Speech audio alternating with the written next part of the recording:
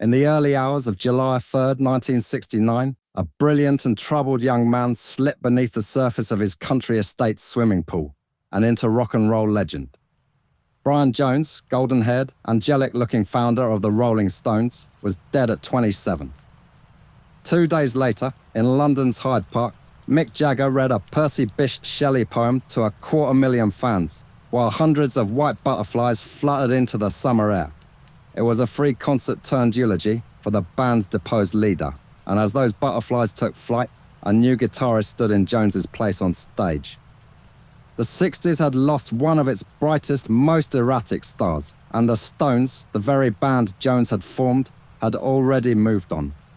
Such was the tragic arc of Lewis Brian Hopkins Jones, a virtuoso multi-instrumentalist and fashionably rebellious face of the swinging 60s who lived fast and died young. More than half a century on, the original life of Brian remains equal parts thrillingly influential and darkly cautionary, and his legend is steeped in both undeniable truths and murky conspiracy theories about what really happened on that fateful night in 1969. Welcome to another episode of Rock and Roll Mysteries.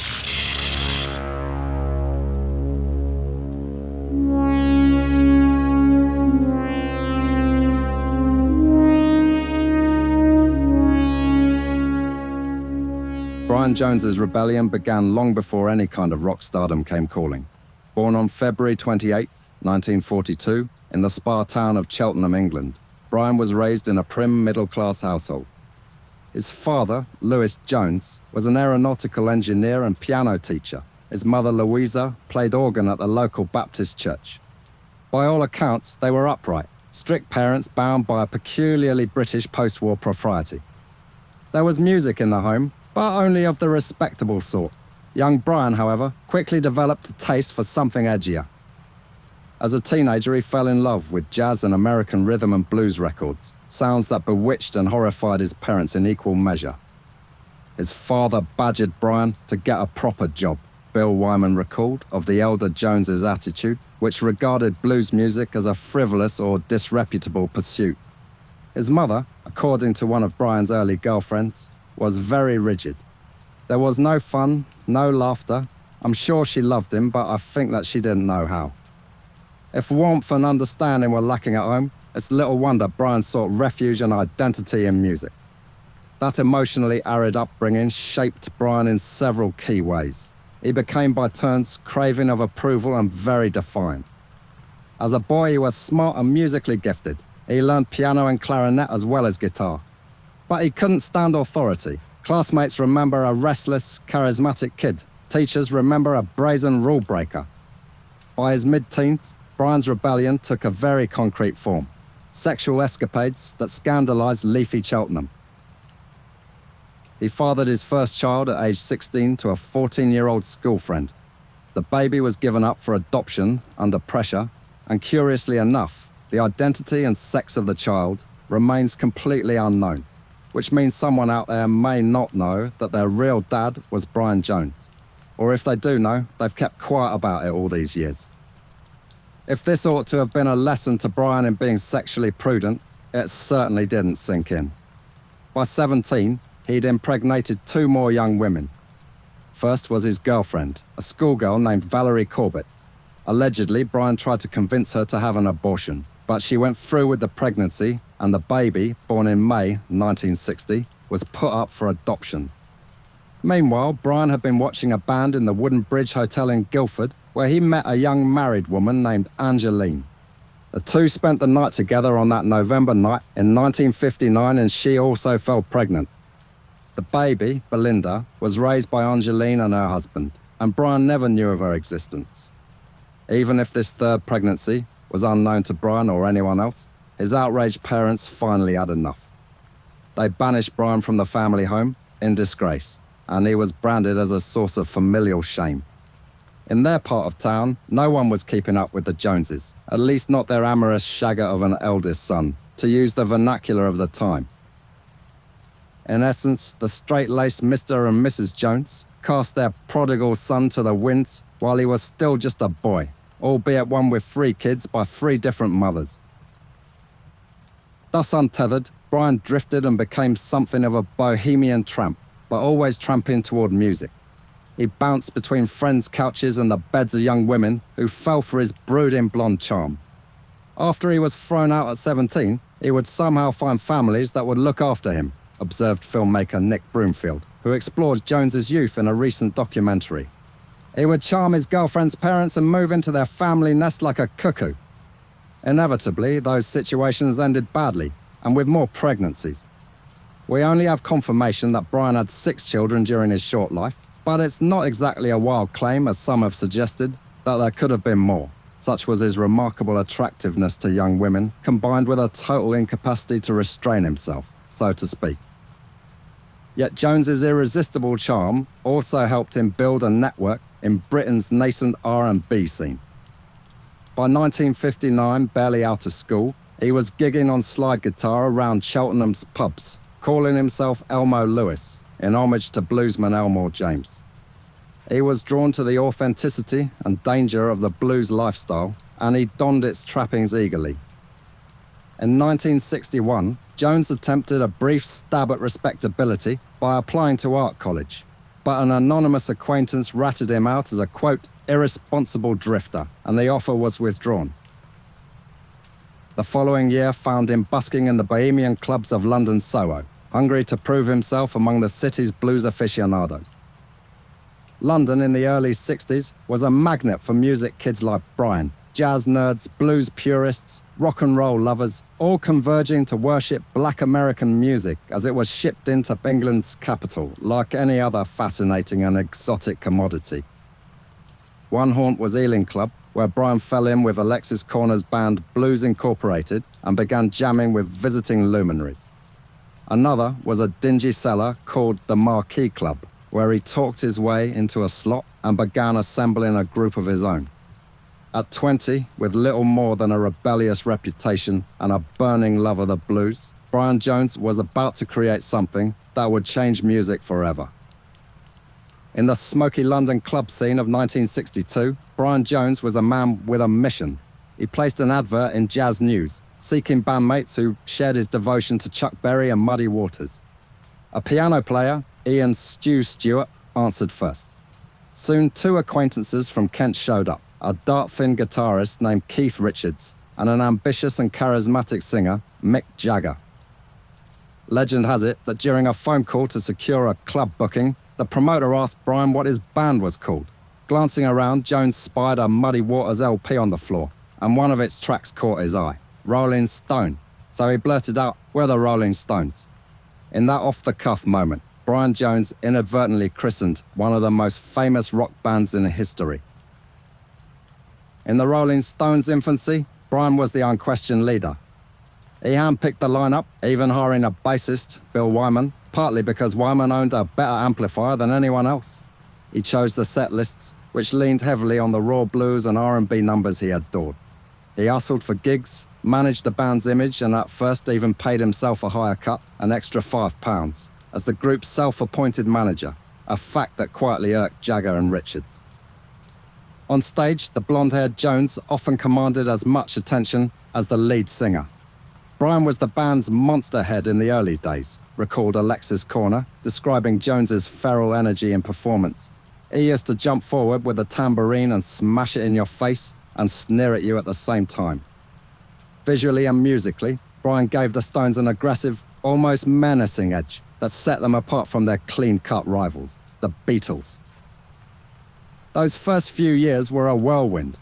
By 1963, the Stones had a real manager, the young, sharp-dressed Andrew Loog Oldham, who shrewdly marketed them as the anti-Beatles, all lip curls and shaggy hair. Brian's eclectic musicianship was front and center on early recordings. He could make a bottleneck guitar weep the blues, as on the band's soulful 1964 chart topper, Little Red Rooster, or wail on harmonica on raucous Chuck Berry and Bo Diddley covers. The Stones quickly built a following in Britain with their raunchy R&B repertoire, and in 1964, they stormed America as part of the British invasion. At each stage, Brian was instrumental, literally. He played guitar, harmonica, organ, whatever the song required. As the band's only trained musician, he grounded their loose, energetic sound in genuine skill. Yet even as fame beckoned, cracks in Brian's dominion were appearing. For one, Mick Jagger was a natural frontman, and cameras and girls gravitated to the magnetic singer. As we became more popular, people took more pictures of me, and Brian would be jealous. Brian was jealous of everyone, Jagger later reflected. Jones had always craved the spotlight, and he bristled at sharing it. More significantly, manager Andrew Oldham recognised that original songs were the future. He famously locked Jagger and Richards in a kitchen and ordered them to start writing tunes a la Lennon and McCartney. To Brian's surprise, the Glimmer Twins, as Mick and Keith would be known, turned out to be capable songwriters.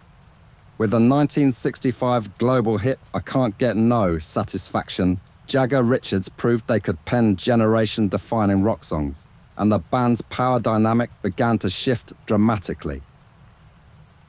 By 1965 to 66, the Stones were shedding their blues-covered band skin and morphing into a creative powerhouse with Mick and Keith at the helm. Brian, once the group's driving force, suddenly found himself cast in a supporting role. He hadn't cultivated the craft of songwriting, and truth be told, he struggled with it. He was a musical genius, but he lacked the self-belief to write songs, Bill Wyman said of Jones. Mick Jagger was even more blunt. To be honest, Brian had no talent for writing songs. None. I've never known a guy with less talent for songwriting, he told Rolling Stone magazine years later. However harsh, that assessment carried some truth, at least in the ears of the core audience. Jones's gifts expressed themselves in interpreting and arranging music, not composing it from scratch. As Jagger and Richards' original material took center stage on albums like 1966's Aftermath and Between the Buttons from the following year, Jones contributed less to the songwriting, and this was a blow to his pride and position. Still, in these mid-60s glory years, Brian left an indelible stamp on the Stones sound. Freed from carrying every song on guitar, he turned into a sort of musical Swiss Army knife for the band, picking up exotic instruments and embellishing tracks with novel textures. On the hit single, Paint It Black, it was Jones who introduced the keening drone of the sitar, having taught himself the basics of the Indian instrument. On Under My Thumb, he played marimba, giving the song its sly, chiming hook. On Ruby Tuesday, his lilting recorder flute sweetens the melancholy melody. Dulcimer, harpsichord, African drums, nothing was off limits. He brought audacious embellishments to the songs, Wyman said, and he credited Jones with many of the band's most ear-catching flourishes. Visually too, Brian bloomed. With his baby-face pout, mod fashions and dandy scarves, he became a 60s style icon, the very picture of the decadent rock star. He had fathered 2 more children in 1963 and 1964, taking his total to 6 by 6 mothers. This would make Oldham's job exceptionally difficult, as he was charged with making sure the fans never saw Brian with his children or girlfriends. Rather tricky, given how many of them there were. Brian, in some respects, did his part. He was a proud, caring, but almost entirely absent father in that period. He also began dating women who had a public profile, not least among whom was an up-and-coming German model named Nico, who he introduced to Andy Warhol. They broke up and remained friends, but not before Jones impregnated her, although Nico chose to abort the child. Press interviews from the time show Jones as witty and articulate, often the most engaging Stone on the panel. One wide-eyed teen who met him in 1963, future filmmaker Nick Broomfield, recalled Jones as warm and charming, very well-spoken and polite. To the world at large, Brian was the cool Stone, the one with the hip girlfriends and the mysterious aura. Inside the band, though, trouble was brewing. Jagger and Richards were basking in the glow of songwriting success and fan adoration. Jones was a founder now, jealously fading into the background of his own band. By 1966, the Rolling Stones were on top of the world, and Brian was starting to come apart at the seams. The more the Jagger-Richards duo ascended, the more insecure and alienated Jones became. Always prone to moodiness, he began to self-medicate his anxieties with chemical companions. His heavy drinking and drug use only exacerbated his sense of isolation. Friends noticed a change. The once ebullient Brian could turn sullen or erratic. He missed rehearsals or showed up too wasted to play. The others in the Stones, no saints themselves, grew frustrated with his unreliability. He did everything to excess, observed drummer Charlie Watts. Brian loved booze and pills, but he wasn't strong enough mentally or physically to take any of it. Brian was one of those people who did everything to excess, Watts said. The era's permissiveness fed Brian's worst impulses. Drugs were plentiful in swinging London, and Brian indulged eagerly. A French singer-actress nicknamed Zuzu, who dated him briefly, later described nights of amphetamine-fueled wildness. He was doing so many stupid things all the time. Speed. We didn't sleep for days on end, she said. With stimulants to keep him going and sedatives to level him out, Jones was burning the candle at both ends. Meanwhile, his romantic life was equally combustible. Jones had always been catnip to women and woefully irresponsible with their hearts. He had a habit of drifting away when things got too serious, leaving former lovers hurt or even paying them off to keep quiet, as happened in one 1964 paternity case. He just seemed to drift away once fame hit, recalled Pat Andrews, the mother of one of his sons, who in gentler days even ran Brian's fan club. Another ex, interviewed years later, sighed that Jones just uses people, a damning epitaph for a man who so yearned to be loved himself.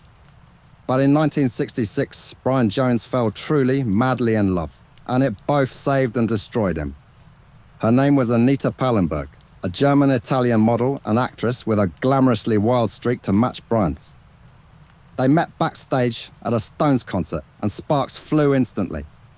Pallenberg was beautiful, uninhibited, and formidable. For Jones, it was infatuation like never before. Indeed, Jones and Pallenberg became an iconic 60s couple, the picture of rock decadence, as infamous in their way as Mick Jagger and Marianne Faithfull. There was such erotic power to their pairing and such glamour, noted biographer Paul Trinker. Anita encouraged Brian's bohemian fashion sense. Soon he was decked out in frilled Regency shirts and velvet suits, and for a while restored his confidence within the band. By teaming up with Anita, he knew they'd be a real phenomenon, which they were, Trinker observed. Friends from that time described Brian as positively glowing in Anita's presence during the relationship's early phase. Yet the Jones-Pallenberg union was as tempestuous as it was passionate. Both were heavy drug users, both had fiery tempers, and their fights became the stuff of scene legend. Film director Volker Schlendorf, who cast Anita in his 1967 movie Degree of Murder, with Brian scoring the soundtrack, recalls how the couple's arguments would erupt suddenly and sometimes turn violent. It was not a tender relationship, he said. They were crazed out, often provoking each other to violence. Brian in particular could be possessive and paranoid. Reports surfaced of physical abuse that Brian inflicted on her. The toxic mix of jealousy, drugs and volatility pushed them both to extremes. Keith Richards, who was close to the situation, later remarked dryly, "They were like two peacocks in a burning barn, dazzling, but dangerously combustible." Matters reached a dramatic climax in March 1967, during a trip the trio, Jones, Pallenberg and Richards, took to Morocco, along with the Stones driver and fixer, Tom Keylock. Behind the extra thick glasses, Keylock was a World War II veteran and considered to be a bit tasty with his fists, if needed. Not only was he something of a hard bastard, he was also a military-level strategist when it came to getting the Stones in and out of mobbed hotels without being trampled to death by screaming fans, as well as a forensic cleanup agent to cover their sometimes mucky tracks. On top of all this, he was also a very accomplished cook, at least according to Keith. However, the stone that gave him the most grief was Brian. On this trip, Jones was in a fragile state, physically ill with a respiratory infection and emotionally on edge. Before they even got to Morocco, as they travelled through France, Brian needed medical attention. As he convalesced in a Toulouse hospital, Anita Pallenberg and Keith Richards continued on to Marrakesh and became lovers, betraying Brian in the most devastating way. Keylock noticed this and knew trouble was brewing. When Brian caught up with them in Marrakesh and learnt what was happening, he punched Anita so hard on the jaw, he broke his own hand. He whacked Anita, Keylock recalled. I said, "If you ever do that again, I'll punch your lights out." "I'm sorry," he said. "I don't know what came over me." It was no use putting it down to pills this time. He knew what he was doing. The two left Morocco together, thanks to a clever ruse devised by Keylock to deceive Brian about their plans, effectively abandoning Jones in sickness and heartbreak, albeit most of the latter self-inflicted due to his violence. This casual and brutal double betrayal by his girlfriend and his closest bandmate was a psychic thunderbolt from which Brian never recovered. Keith Richards himself didn't sugarcoat it. "It was the final nail in the coffin of our friendship. I knew he would never forgive me, and I don't blame him." Indeed, whatever frayed camaraderie remained among the original Stones evaporated in that Moroccan fiasco. Brian returned to London heartbroken, humiliated, and utterly alone. So profound was Jones's despair that even his estranged parents took notice. Shocked by their son's deteriorated state, they reached out at last to offer help.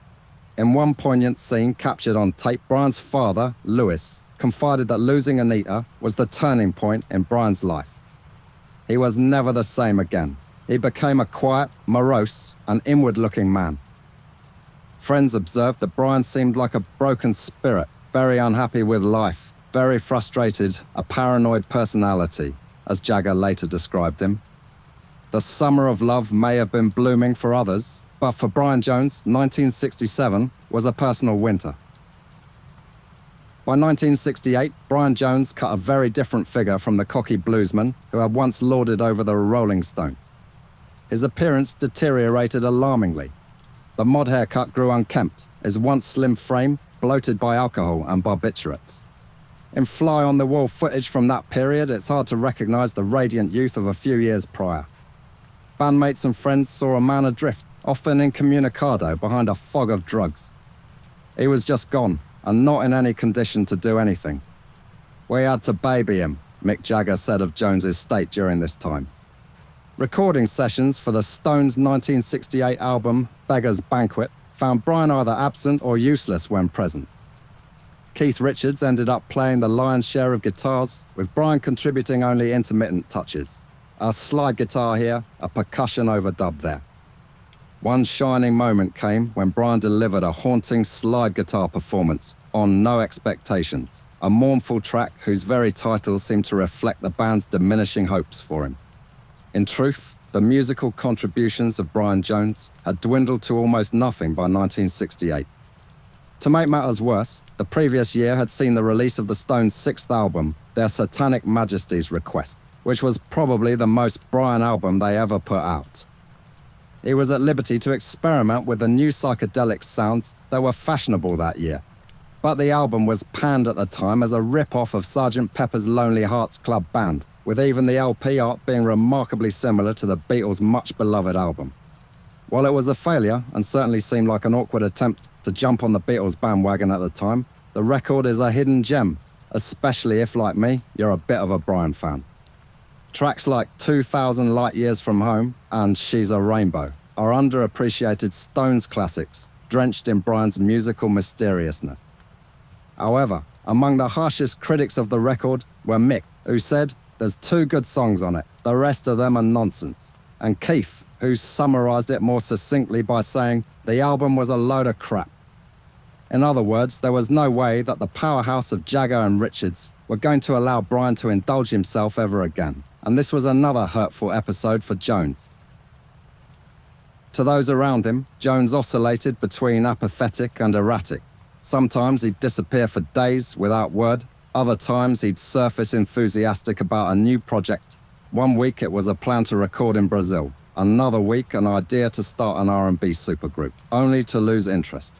The other Stones tiptoed around him, unsure which Brian they might encounter on a given day, the once brilliant arranger or the incoherent burnout. "I saw him as another person with incredibly low self-esteem, who needed help, not to be destroyed and ground underfoot," recalled Marianne Faithfull, an intimate observer of the band's inner circle. And by the way, if you want to hear all about Marianne's equally wild life, I did a video on her right back at the start of the channel. Episode 1. Have a listen after this one. I'll put a link in the description box. Unfortunately, help was not a concept rock bands readily embraced in the late 60s. This was an era when the mantra was to keep on rolling, and anyone who couldn't keep up was left behind. Grand gestures of compassion didn't figure into the Stones' modus operandi. The breaking point came in June 1969. The Stones planned a major US tour, their first in years, and it was obvious to everyone, including Brian, that he was in no shape to go. His legal troubles made it likely he'd be barred at the border anyway. He'd been arrested in 1967 for drug possession, a week after the infamous Redlands bust that caught Jagger, Richards and Faithfull. And then in 1968, while on probation, Jones was arrested again for marijuana possession and was facing a lengthy jail term. Luckily, the judge took pity on Brian and fined him instead of locking him up, as well as giving the struggling idol a well-intentioned and articulate bollocking in the courtroom in an effort to encourage Brian to clean up his act. Even so, entry into the US with all this going on would have been a nightmare. So the remaining Stones convened a meeting at Brian's own house, Cochford Farm in Sussex. As Keith Richards recounted, they didn't exactly fire him outright. Brian more or less acknowledged he couldn't continue. He admitted he was unable to go on the road again and agreed to leave the band, reportedly adding somewhat wistfully, "I've left, and if I want to, I can come back." It was a gentle ouster, allowing Brian to save face publicly. On June 9, 1969, he issued a press statement announcing his departure. "I no longer see eye to eye with the others over the discs we are cutting," Brian stated, choosing his words carefully. "I want to play my kind of music, which is no longer the Stones' music. The music Mick and Keith have been writing has progressed at a tangent as far as my own taste is concerned." It was a dignified explanation, essentially chalking it up to musical differences, and in part it was true. The Stones were diving deeper into gritty country blues rock, whereas Jones had lately been enchanted by more eclectic sounds. He'd even travelled to Morocco to record the legendary master musicians of Jujuka, the centuries-old occultist Sufi Islam trance musicians, beloved of William S. Burroughs and Brian Gysin. But beyond taste, the subtext was clear. Brian Jones was out, edged from the band he had formed. The news didn't surprise industry insiders. It had been an open secret in London that Jones's days were numbered, but it did shock many fans. To soften the blow, the band phrased it as Brian's decision and immediately introduced a replacement. 20-year-old guitarist Mick Taylor, a prodigious talent recommended by bluesman John Mayall. Behind closed doors, Mick Jagger summed it up bluntly. "The only solution to our problem was for Brian to leave us," he said, adding that Jones wants to play music which is more his own, rather than always be in our shadow. In truth, there was some pity amid the pragmatism. Charlie Watts noticed that, after being pushed out, Brian got much nicer. "I felt even more sorry for him for what we did to him then. We took his one thing away, which was being in a band." The camaraderie of the Stones, however strained it had been, was still Jones's family and purpose. Now he had neither. For Brian, this exile could have been the start of a redemptive new chapter, or the final slide into oblivion. In the weeks immediately after, there were, somewhat surprisingly, signs of the former. He retreated to Cochford Farm, the secluded 11-acre estate he'd bought, formerly owned by Winnie the Pooh author A.A. Milne, and relaxed in the countryside.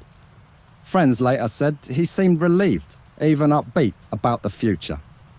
"Tell them I'll have my own group soon. I want to be rich and rake in the big bucks," he quipped in what would be his final interview with Bravo magazine. Indeed, he had reached out to various musician pals. Alexis Corner visited Cochford to discuss a new project. He agreed to help Brian rehearse a band into shape, and there were rumours Jones jammed with John Lennon and considered a supergroup involving Steve Marriott and others. He phoned drummer Mitch Mitchell of the Jimi Hendrix Experience and keyboardist Steve Winwood to feel out interest. A former Jeff Beck Group drummer, Mickey Waller, even claimed he was slated to be in Brian's new outfit. For a brief moment, it appeared Brian might rise from the ashes of his old band with fresh inspiration. Yet whatever optimism flickered was tragically short-lived. Less than a month after his departure from the Rolling Stones, just 3 weeks later in fact, Brian Jones was dead.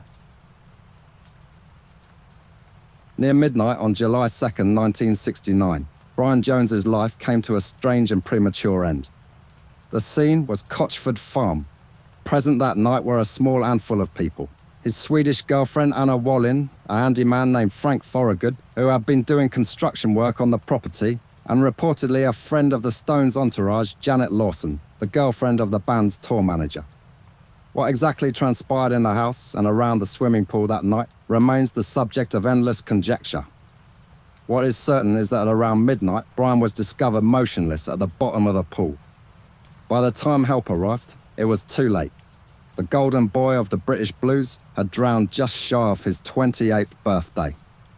The official inquest recorded the verdict as death by misadventure, noting that Jones had drowned while under the influence of alcohol and drugs. The autopsy found no lethal amount of any single substance, but his body was a toxic cocktail, and years of debauchery had taken their toll. The coroner reported that Brian's liver and heart were greatly enlarged from sustained substance abuse, grotesquely aged beyond his 27 years. Despite being a strong swimmer, his physical condition, plus whatever he'd consumed that night, likely rendered him unable to save himself.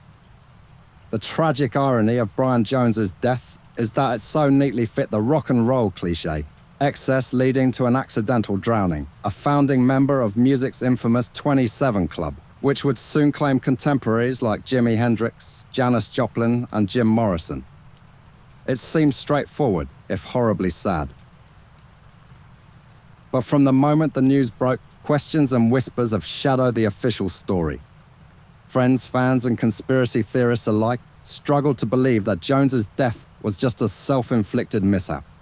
For one, Brian had quit the more disorienting drugs, like LSD, by mid-69, and was reportedly in a mellow state, not suicidal. For another, the circumstances, a small gathering, some alleged tensions with the guests, were ripe for speculation. Indeed, over the years, a raft of conspiracy theories emerged, ranging from the plausible to the outright fantastical. While the Sussex police in 1969 found no evidence of foul play, the alternative theories refused to die.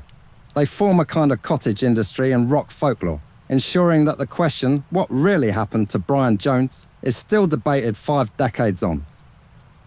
The most persistent theory centres on Frank Thorogood, the 43-year-old builder who was among the last to see Brian alive.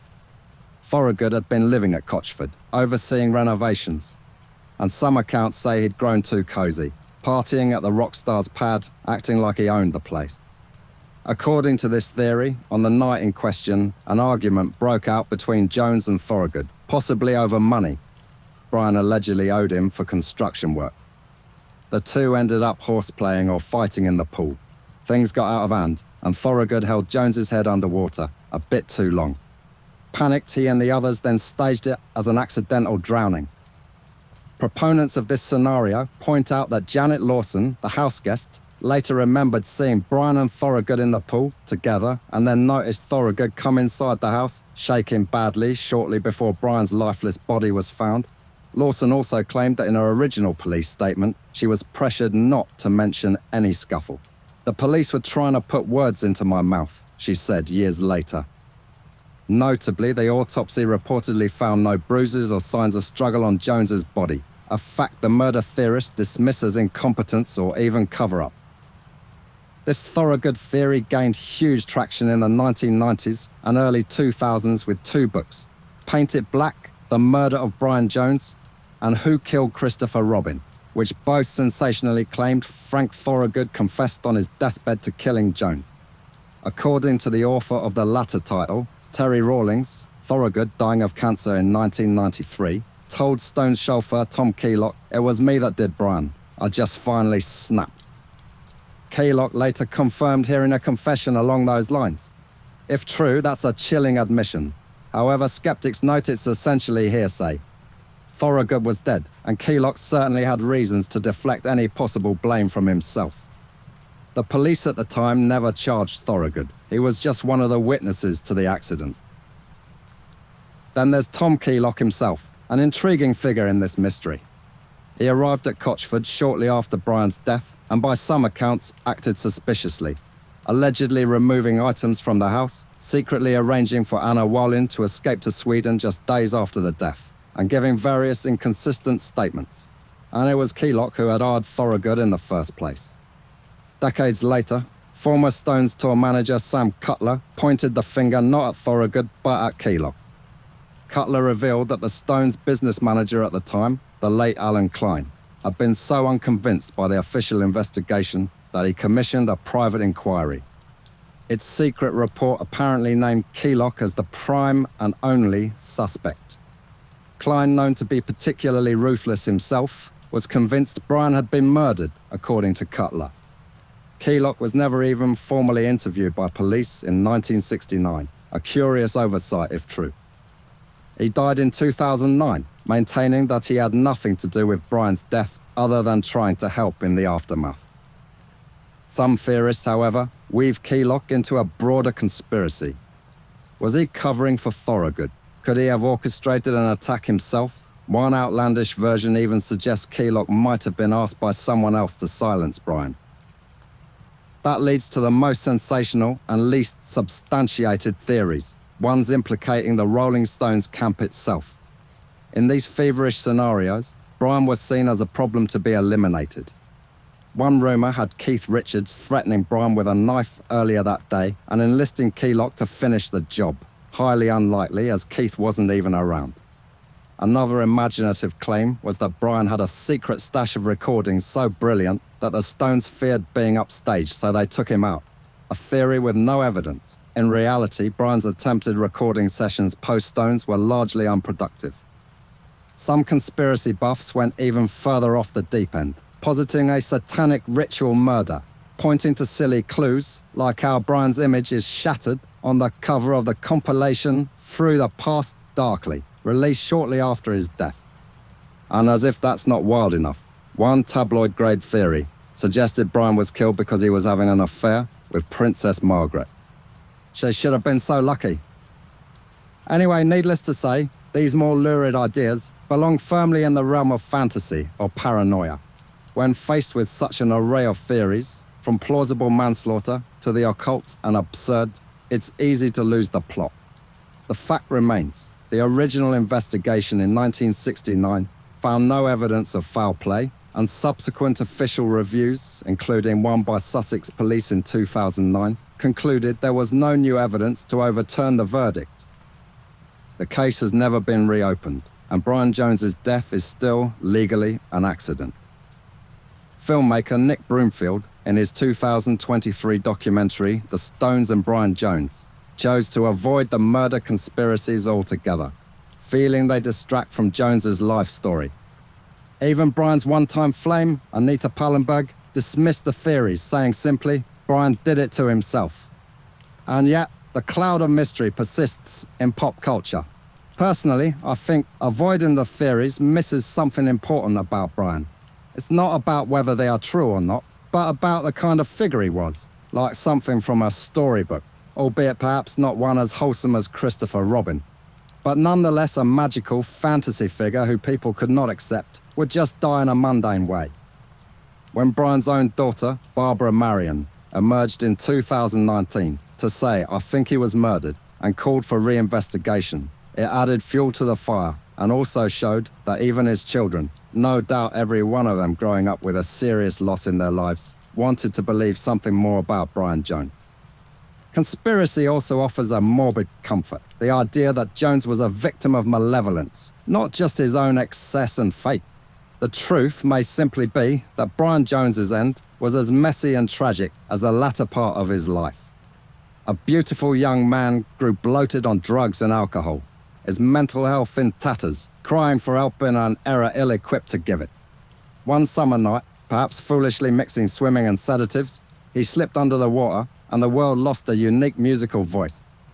Keith Richards, reflecting in later years, gave Brian his due. He formed the band. He chose the members. He named the band. He chose the music we played. He got us gigs. That foundational work is often underappreciated. Richards also offered a poignant insight. There are some people who you know aren't going to get old. Brian and I agreed that he wouldn't live very long. I remember saying, "You'll never make 30, man." And he said, I know. It's an eerie quote, as if Jones himself sensed he was a shooting star destined to burn out. At the massive Hyde Park Memorial concert, the Stones paid tribute by opening with a reading from Shelley's elegy Adonai, a poem about a young artist's death. The band also released thousands of butterflies over the crowd, a poetic gesture for a group not known for sentimentality. For a time, fans left flowers at his grave in Cheltenham and scrawled messages like "Paint it black" on the tombstone.